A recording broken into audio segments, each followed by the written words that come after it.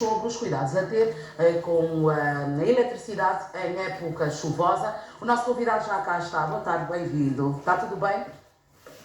Esteja à vontade, se faz favor. É um cavalheiro e a levantar-se para me receber. Que bom. Já não se fazem senhores assim. Como está? Está tudo bem? Está tudo ótimo. Bem-vindo. Obrigada pela sua disponibilidade em cá estar. Engenheiro...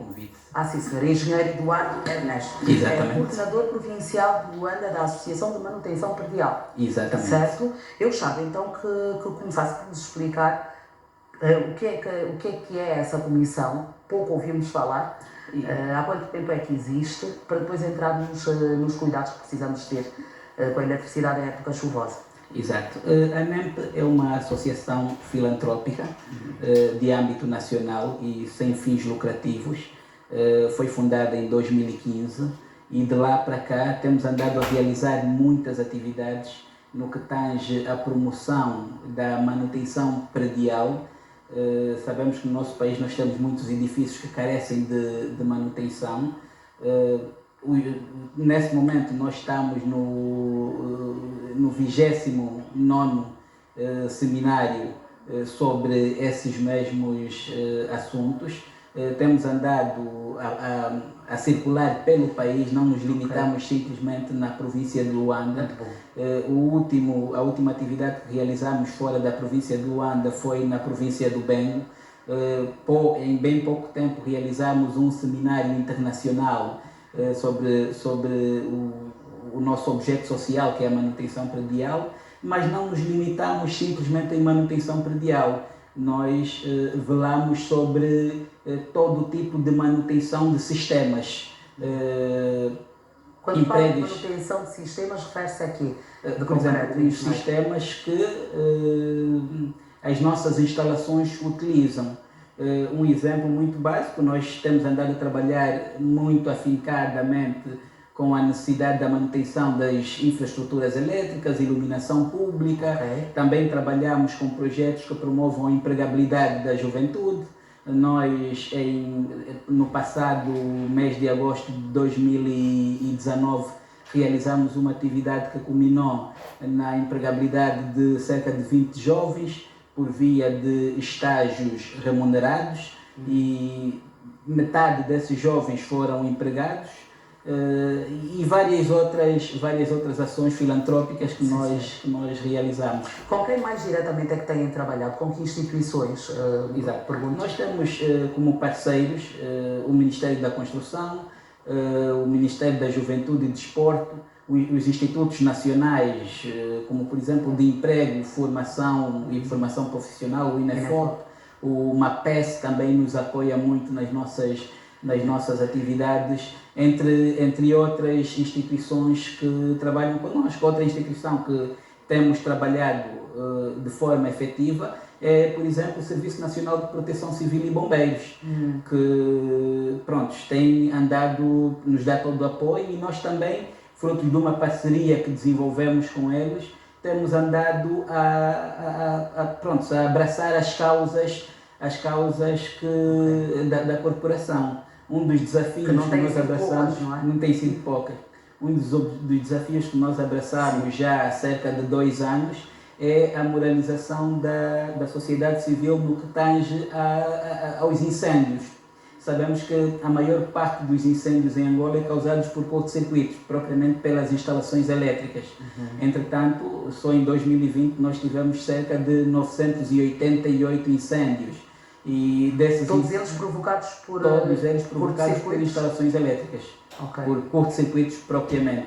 Entretanto, a qualidade das instalações elétricas de residências e não só é algo que é descurado em alguns casos, e daí tantos incidentes ou acidentes por eles com razão dessas instalações. Exato. Tendo como razão as instalações. Exato. As instalações elétricas por si só é um bem essencial, mas que nos submete a certos riscos. Que se nós não tivermos ações devidas sobre esse bem, nos pode colocar em perigos. A maior parte nós em Angola temos que desenvolver ainda uma cultura de manutenção, de manutenção das nossas residências, dos nossos edifícios e por aí fora. Essa necessidade de manutenção é generalizada a todas as especialidades: construção civil, arquitetura, águas e esgotos, eletricidade, saneamento básico e por aí fora. Entretanto, eu hoje estou cá para falar sobre a eletricidade, mas todas as outras especialidades encontram-se na mesma situação. A eletricidade destaca-se nessa questão da mortalidade porque, por si só, se nós não tivermos os devidos cuidados, ela pode ser fatal. As outras disciplinas talvez não sejam tão incidentes ou tão graves. Ou talvez até demorem mais a dar os resultados negativos. Exatamente, não é? exatamente. Resultados negativos. Como cantou o outro no Chofer de Praça, quanto a chuva é obra da natureza, o que nós queremos mesmo é que nos fale sobre os cuidados que devemos ter nessa época chuvosa. Como é que nós podemos nos proteger destas descargas pluviométricas? Exatamente. Engenheiro. Eu para melhor apreciação, eu vou fazer uma pequena introdução para enquadramento e vou dividir o tema em 4 categorias. Vamos a isso. Em 2020 nós tivemos 151 mortes. Dessas 151 mortes causadas pela chuva, 71 foram por descargas atmosféricas. Só na província do Ambo nós tivemos 47 mortes. Há bem pouco tempo, ainda este mês, nós tivemos, quer dizer, que uma única descarga atmosférica, um único raio, matou 15 cabeças de gado na província da Huila, município de Ampata. Quer dizer, as instalações elétricas e as descargas atmosféricas matam mais do que os incêndios, matam mais do que as inundações, os arrastamentos e agressões físicas em Angola. Os números são elevados e são preocupantes. Okay. Entretanto, os principais fatores que contribuem para os incidentes com as instalações elétricas nos períodos chuvosos são 4, que são as descargas atmosféricas, os ventos fortes, a umidade e as inundações.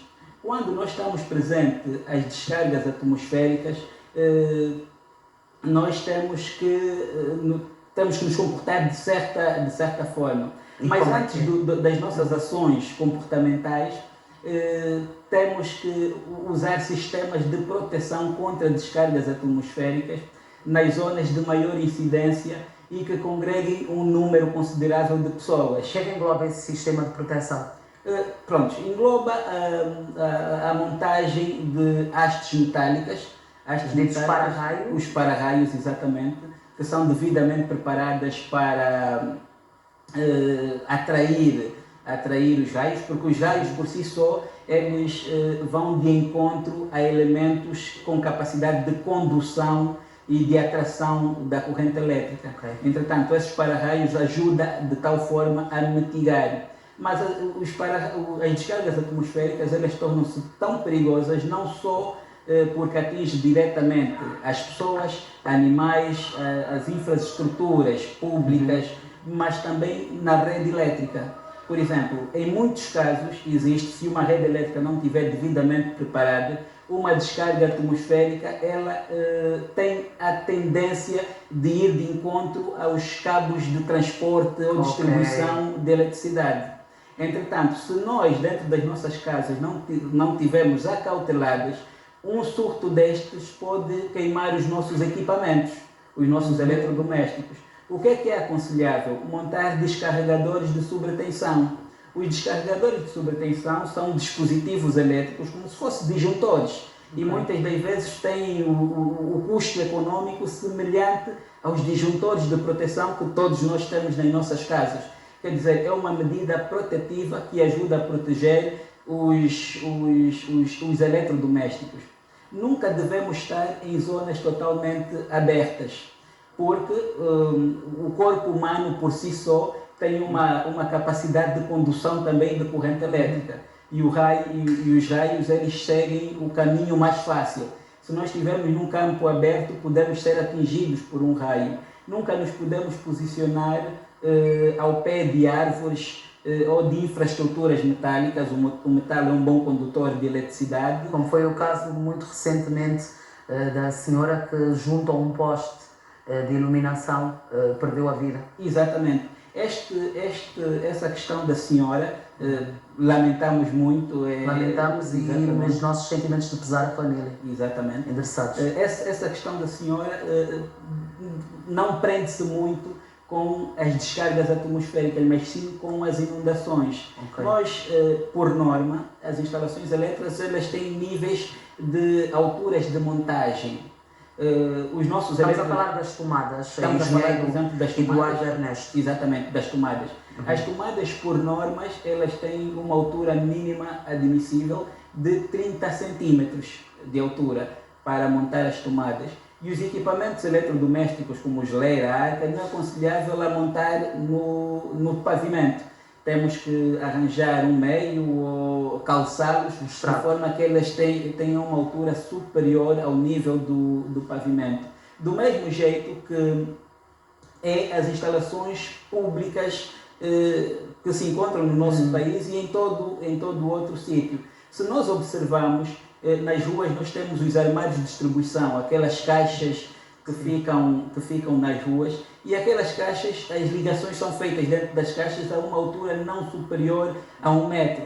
Os próprios postes de iluminação, eles são montados, mas a ligação é feita na base. Também a uma altura aproximadamente que varia dos 30 até 60, 70 centímetros. Sim, sim. O que é que podemos concluir com o incidente que houve com a nossa mamã zungueira? Pode-se dar o caso que o nível da água subiu de tal maneira que os contactos do poste ficaram submersos e abrangiu uma certa área e a senhora passaram a tocar o posto, foi eletrocutada. Okay. Mas essa questão é uma questão muito discutível. Por quê? Por causa do vandalismo das instalações elétricas. Muitas das vezes as instalações são bem feitas e bem protegidas. Os vândalos cortam os cabos e retiram um dispositivo e cortam os cabos e também as portinholas, porque os postos de iluminação pública eles têm uma caixa que ajuda a proteger no caso de chuvas e enchente.